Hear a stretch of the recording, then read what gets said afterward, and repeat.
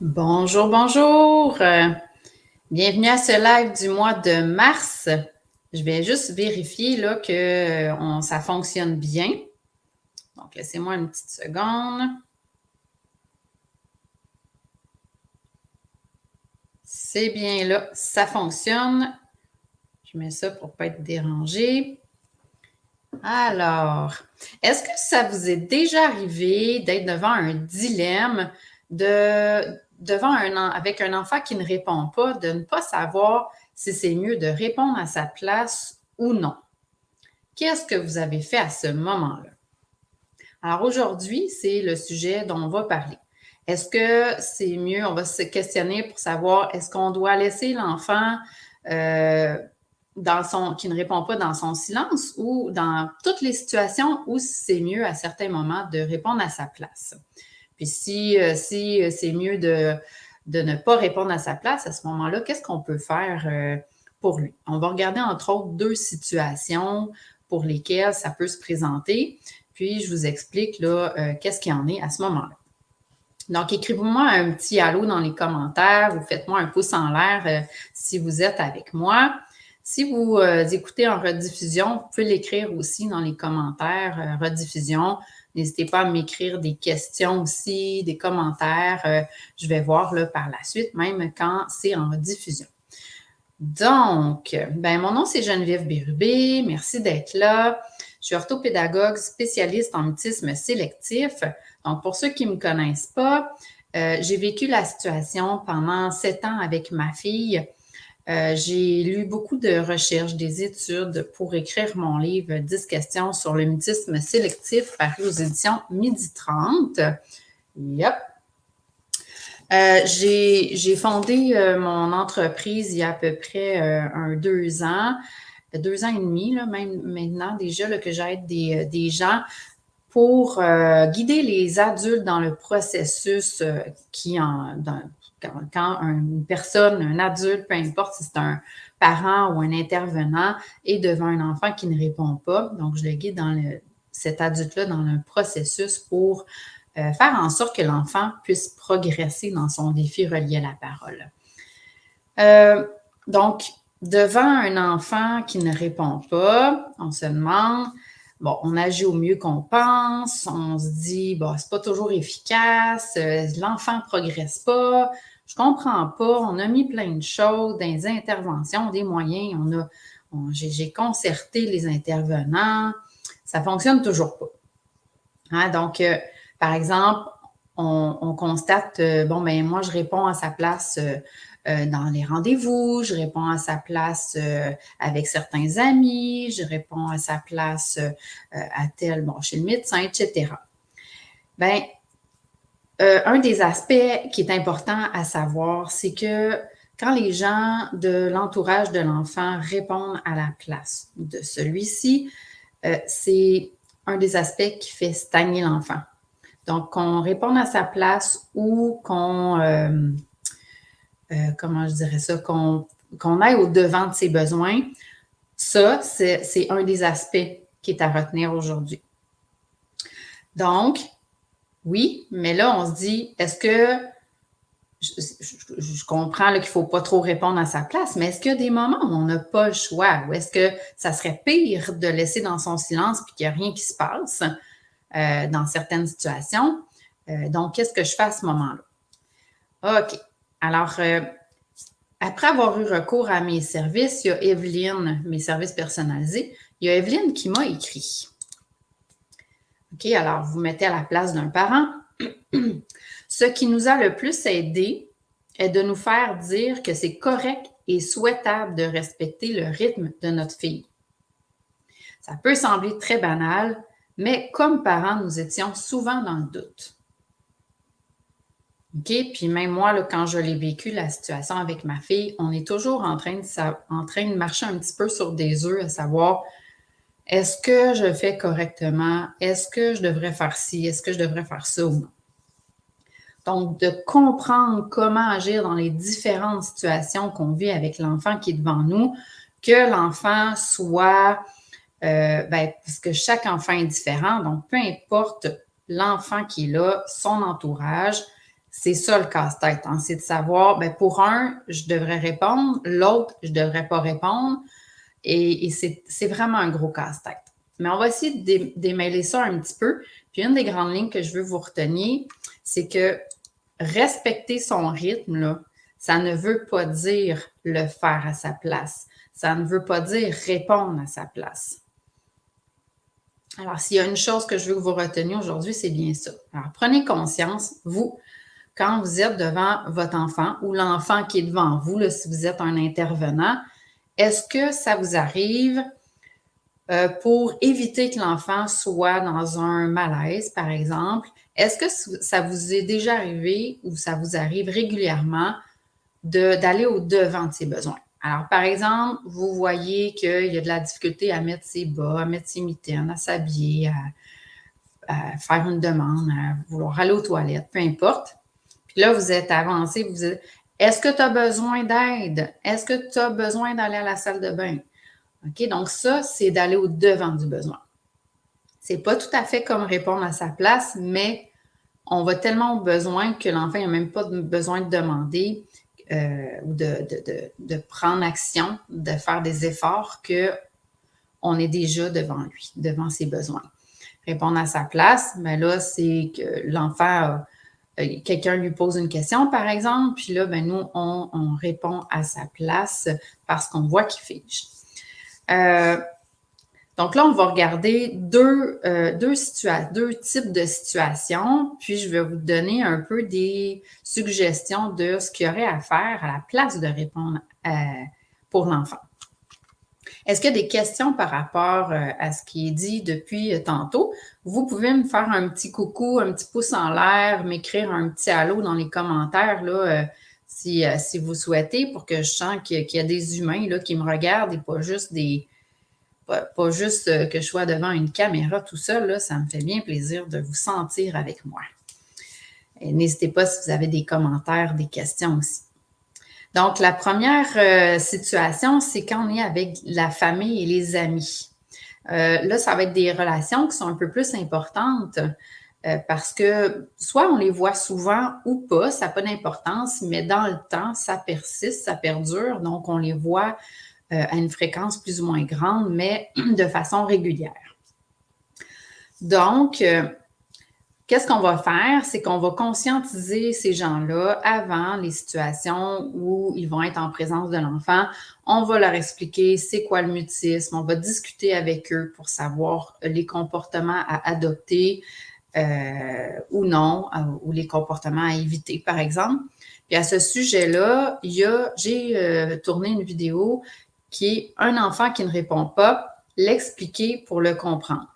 Si vous tapez ce titre-là avec mon nom sur Google, vous allez tomber sur ma vidéo qui est sur YouTube et ça va vous expliquer un peu plus, de façon un peu plus précise, là, avec les gens de l'entourage, comment les conscientiser, puis c'est quoi les comportements à éviter ou à privilégier. Donc, j'ai Mathieu avec nous ici, papa d'un enfant de 3 ans et demi. Souvent, l'interlocuteur, éducatrice, grands-parents, voulant bien faire, vont diriger leurs questions de plus en plus, voyant son silence. Par exemple, Nathan, que veux-tu faire? Est-ce que tu veux jouer? Veux-tu jouer au puzzle? Puis lâche la tête. Est-ce à l'eau devant du besoin? Mathieu, non. Non, je pense que selon l'enfant où il est rendu, de cibler une question pour que l'enfant puisse faire un signe de tête, l'enfant il a quand même fait un effort. Et c'est ce qu'on souhaite. Aller au-devant des besoins, ça veut dire que l'enfant, il aura pas besoin d'aller oui, je comprends là, que ça peut être au-devant du besoin, mais si c'est pour le faire progresser puis qu'il est capable de faire un effort, ça va. Mais par contre, on ne va pas vouloir rester là. C'est que là, c'est comme le point zéro, là, si on veut, là, à ce moment-ci. On a besoin de poser une question de façon très précise. L'enfant répond, fait un signe de tête. Parfait. Mais là, ce que je vais mentionner par la suite, là, vous allez voir que ça va être aidant. OK, de savoir, justement, de faire des retours avec ces adultes-là. Dire là, il est capable de répondre par un signe de tête. C'est quoi la prochaine étape? Donc, de voir autant avec l'enfant, voir qu'est-ce qu'il est capable avec telle personne, avec l'éducateur, avec grand-papa, grand-maman. Bon, c'est quoi la prochaine étape? Puis là, c'est sûr que c'est comme un grand sujet là, qui est beaucoup plus vaste que ce qu'on parle aujourd'hui. Il y a plusieurs aspects à considérer. Mais disons que ce que je viens de dire, de conscientiser les gens, de discuter avec eux pour qu'ils sachent les comportements adoptés ou non, on est là-dedans.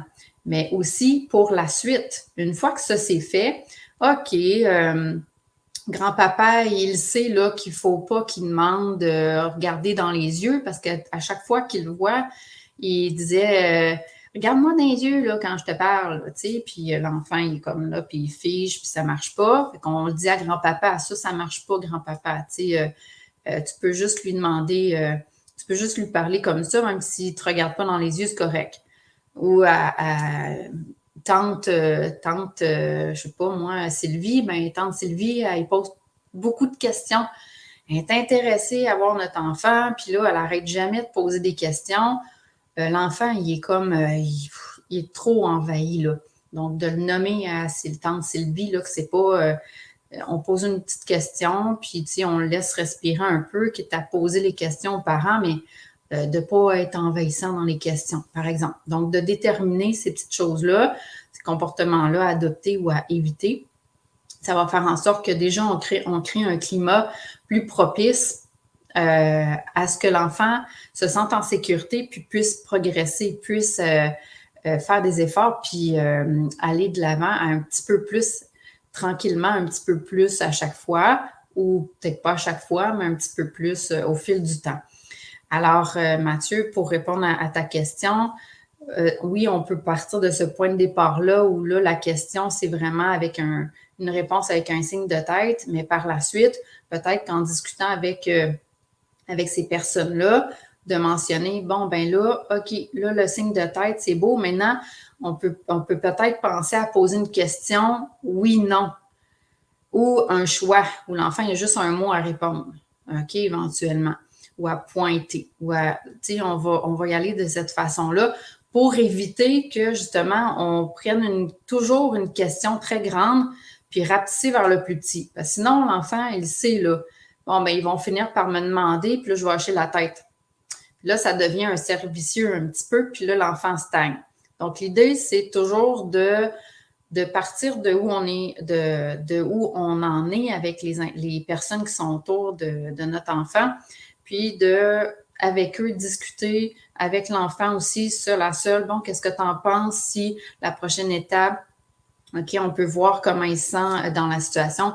Par exemple, mais quand grand-papa, il va te poser la question, tu vas lui faire un signe oui ou non. OK? Puis de faire un plan A, un plan B aussi avec eux. Donc, ça peut être ça.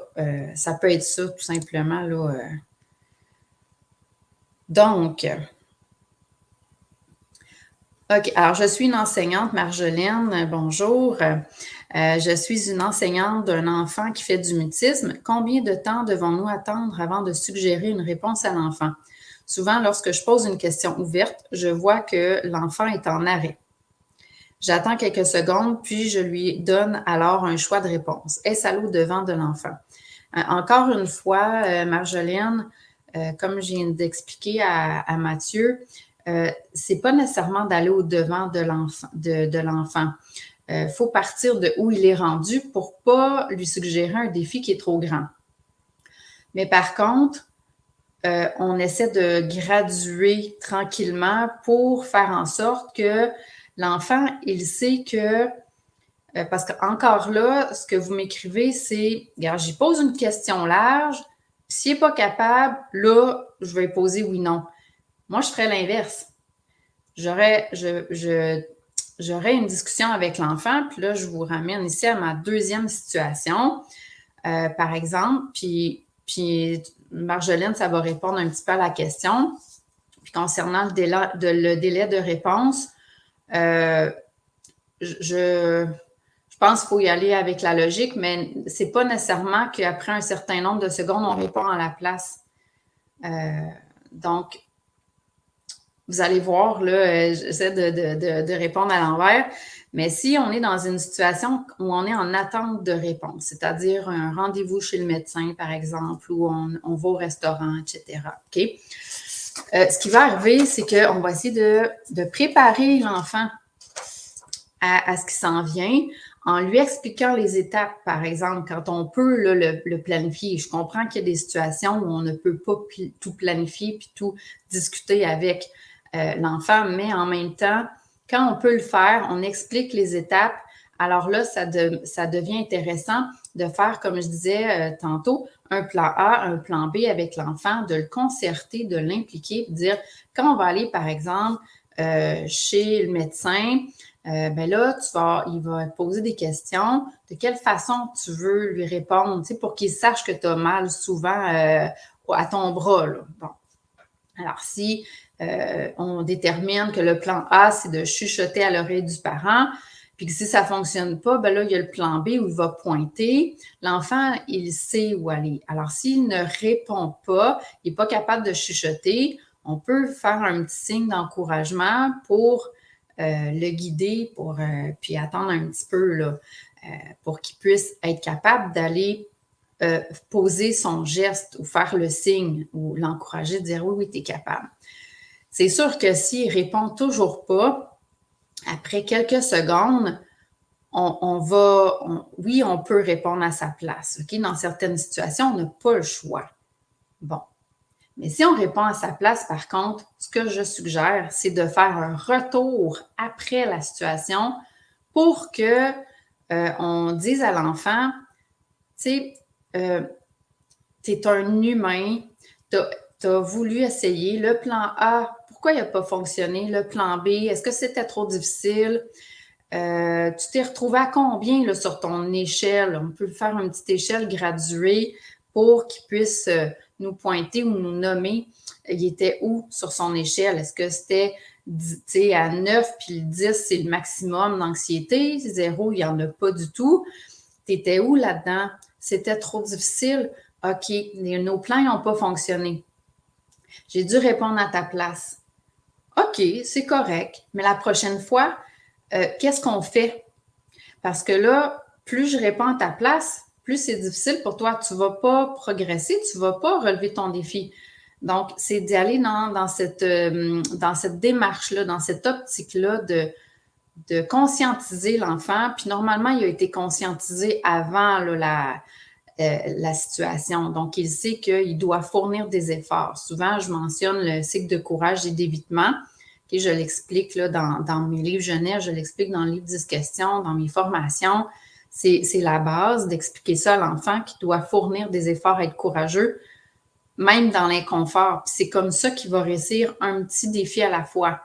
Mais que c'est un humain, puis que c'est normal de ne pas tout réussir du premier coup. C'est normal de faire des erreurs. C'est normal de ne pas être capable. Tout le monde a des défis à relever. OK?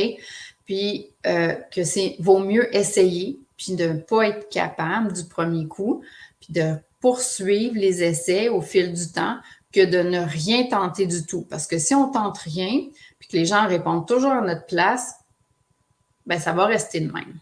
Je pense qu'il faut avoir une conversation aussi avec l'enfant, selon son âge, bien entendu, mais pour qu'il sache ça. Ça ne se fera pas tout seul d'être capable de répondre. Ce ne sera pas facile. Puis oui, il y a des inconforts, mais tu es capable. J'ai confiance que tu es capable, tu as tous les outils. Je suis là pour t'aider, pas pour le faire à ta place. Alors, je pense que c'est dans la préparation beaucoup, puis dans les retours qu'on fait avec l'enfant, où on va pouvoir voir une évolution, une progression de l'enfant. Parce que si on est tout le temps à chaque fois qu'il y a une situation, la personne pose une question ouverte, comme c'est le cas dans les commentaires de Marjolaine et Mathieu. Et là, tranquillement, la personne rétrécit pour donner soit un choix ou que l'enfant puisse faire un signe, un geste, pointer, peu importe. Bien, l'enfant, là, c'est pas long qu'il sait qu'il va avoir ce choix-là. Donc, jamais il va se mettre à répondre une question ouverte tout d'un coup. Pensez-y même pas. D'où l'importance de le concerter, de planifier le plus possible, puis de cibler des moments, des situations où on va établir des progrès.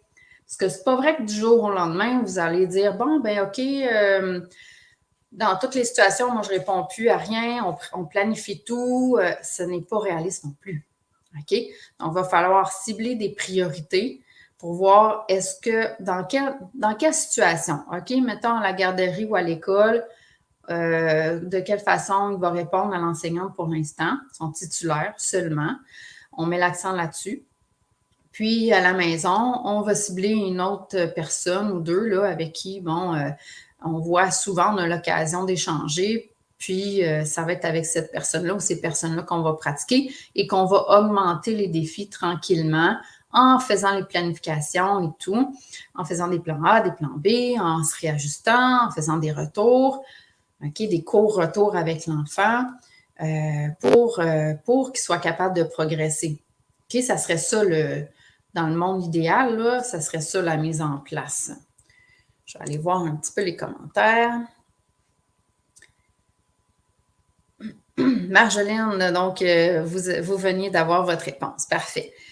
Mathieu, en tant que parent, bravo et merci, Marjolaine, d'avoir la volonté d'aider l'enfant qui n'est pas le tien.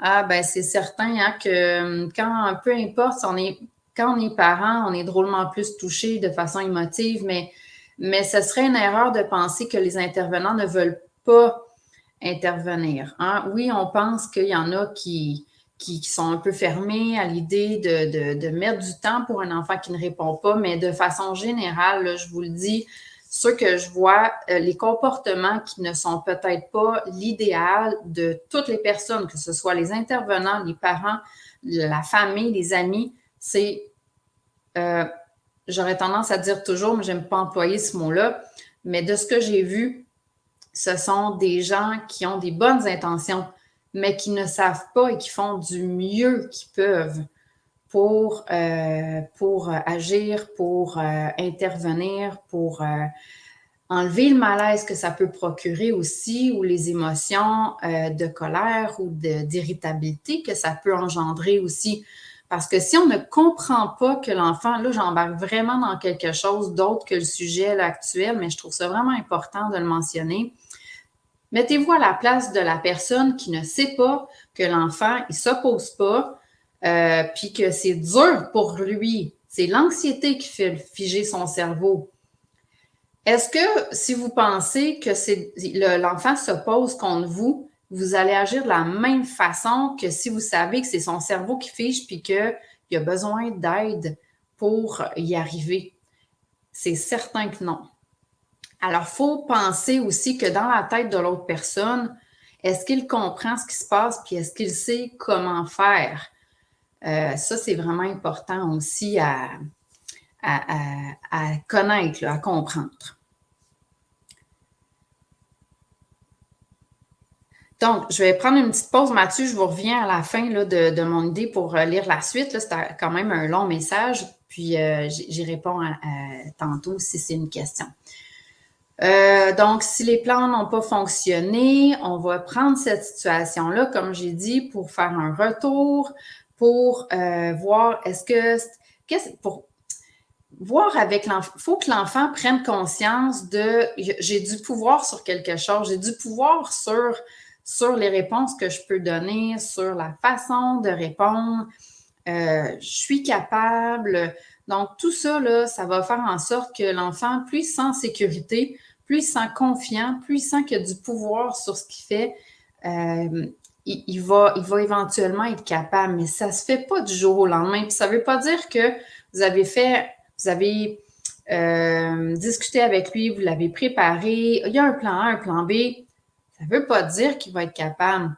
S'il n'est pas capable, il y a plein d'aspects à considérer. Est-ce qu'il était assez motivé pour le défi? Souvent, quand il est très motivé de façon intrinsèque, là, pas parce qu'il va recevoir un petit collant ou une récompense, là. S'il est très motivé parce que, je ne sais pas moi, c'est la fête d'amis, puis il veut vraiment y aller, puis il a le goût de manger sa part de gâteau, ou ça va être drôlement des situations plus motivantes que de répondre à son enseignant devant tout le groupe. Ça, les défis ne seront pas gradués de la même façon. Alors, quand je vous dis de prioriser, là, il faut tenir compte de plusieurs facteurs. Et là, pour aller plus loin, soit je vous mets par rapport à tout ça, soit je vous envoie sur mon site Internet pour voir mes services personnalisés, pour voir mes formations. Sinon, sur YouTube, entre autres, les vidéos là, que je vous ai parlé, pour aller plus loin dans les 2 sujets là, qui ont été mentionnés. Soit vous m'écrivez aussi. Donc, il y a plein de façons pour aller plus loin, mais c'est certain que pour aujourd'hui, le sujet, c'était vraiment de répondre là, à la place de l'enfant ou non. Donc, je vais aller voir Mathieu, parce que je veux juste vérifier que j'ai fait le tour de ce que j'avais à vous dire. Je pense que oui. Donc, Mathieu, j'y vais avec votre commentaire. Concernant l'idée de défi, je croyais que mon fils voulait surmonter ce défi. Mais ce matin, il a parlé à voix haute à la garderie de sa sœur, pensant être seul avec moi. Mais l'éducatrice de sa sœur est arrivée au même moment, il a entendu. Il en a été fâché. Il m'a avoué ensuite dans l'auto qu'il était fâché contre Nathan, contre lui-même. Comment vois-tu ça? Il est donc fâché d'avoir réussi à franchir malgré lui une étape. Effectivement, j'ai constaté la même chose au CPE de mon fils, une grande volonté d'aider mon fils et c'est quelque chose en tant que parent qui donne chaud au cœur. Bon, oui, OK, oui, excellent. C'est toujours, j'allais dire intéressant, c'est pas nécessairement le bon mot, là. C'est toujours agréable de se sentir compris en tant que parent qui vivons cette situation-là, de sentir écouté, épaulé. Donc, drôlement important de travailler en équipe pour qu'il y ait des progrès, effectivement. Bon, l'idée qu'il s'est fâché d'avoir parlé à voix haute en pensant qu'il était seul, non, moi, je pense que c'est pas parce qu'il est fâché d'avoir franchi une étape. Il voit pas ça comme ça. Lui, il a juste vu que c'était pas dans son plan là, qu'il y ait quelqu'un d'autre qui le... Il n'a pas décidé là, que cette personne-là l'entende. Et ça l'a contrarié. On peut tout simplement faire un retour avec lui dans le sens où, en lui posant des questions, OK, en étant à l'écoute de pourquoi ça t'a fâché? Parce que moi, je ne suis pas dans sa tête, là, tu sais, à Nathan, puis je ne sais pas pourquoi ça l'a fâché. Ça peut être différentes raisons. Souvent, c'est des enfants qui sont rigides, qui aiment ça planifier d'avance, puis que s'il y a un imprévu qui arrive, oh, ça, ils n'aiment pas ça. Ça leur apprend tranquillement la souplesse parce que c'est certain que c'est un des aspects à développer pour être capable de vivre avec un inconfort dans l'inconnu. Mais de questionner l'enfant pour savoir qu'est-ce qui s'est passé, pourquoi ça t'a fâché, comment tu te sens de m'avoir parlé à voix haute tandis que cette personne-là, t'avait jamais entendu? Est-ce que tu vois ça comme quelque chose de positif derrière ta colère? Tu sais, peut-être que oui, sur le coup, tu as été surpris, mais est-ce que c'est vraiment de la colère ou plus une autre émotion qui est là? Donc, d'essayer de le faire parler sans insister. Puis si on voit qu'il se referme sur le sujet, honnêtement, les retours, on atteint un moment où l'enfant est réceptif. Sinon, ça ne fonctionnera pas. Il va juste être vraiment tanné. Puis de ne pas en faire tout le temps non plus à chacune des situations. OK? Il faut vraiment, je vous le dis, c'est un casse-tête, puis c'est très difficile de jongler avec ça, mais plus vous allez connaître votre enfant, plus vous allez savoir à quel moment les retours, on peut les faire ou pas les faire, à quelle fréquence aussi, des fois, là, si on en fait plusieurs, comme à chaque jour, là, ça peut peut-être être envahissant pour l'enfant, il se sent comme tanné de parler de ça, donc essayez de doser pour pas que ça devienne trop, parce qu'on est mieux de rester avec un mutisme sur une plus longue période, mais y aller à petits pas sans sans être toujours dessus puis qu'il se sente vraiment tanné. Parce que s'il se sent vraiment tanné, là, on va stagner ou régresser, puis ça va être plus dur qu'il s'ouvre à nous, qui nous parle, qu'on ait sa collaboration. Donc, de vraiment cibler je terminerai avec ça, là, de planifier avec l'enfant, de conscientiser les gens autour pour qu'ils sachent directement quoi faire de façon plus précise, si on veut, plutôt que de par essai-erreur, ce qui est à éviter ou à des comportements à avoir, en faisant aussi un plan d'action avec l'enfant, en ciblant des priorités aussi dans les situations pour lesquelles il doit répondre, pour ne pas s'éparpiller dans tous les sens. Vaut mieux un tout petit pas qui réussit que d'essayer d'en faire des trop grands, plusieurs, qui ne réussissent pas. Là, ça, c'est pas encourageant. L'humain a besoin d'avancer. Peu importe si c'est un petit pas, il avance au moins, c'est motivant. S'il stagne, là, c'est plus difficile. Alors, je ne sais pas s'il y avait d'autres questions avant qu'on se quitte. Moi, j'avais terminé avec ça. Donc, le temps que les gens posent leurs questions, s'il y en a encore, je vous ai donné là, toutes les informations tantôt sur mes différentes façons de me rejoindre, d'aller chercher, d'aller voir qu'est-ce que j'ai aussi comme outil disponible, comme service, formation et tout. Je vous rappellerai que le 19 avril, mettez ça à votre agenda, c'est le prochain live, le live du mois d'avril, où il sera question de quoi faire quand mon enfant ne répond pas.